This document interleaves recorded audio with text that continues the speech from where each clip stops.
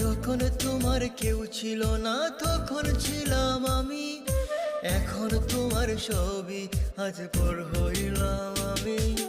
যখন তোমার কেউ ছিল না তখন ছিলাম আমি, এখন তোমার সবই আজ পর হইলাম আমি। আমার তুই বেঈমান বলে করলি অপমান, আসলে আমি বেঈমান নই, তুই বড় বেঈমান।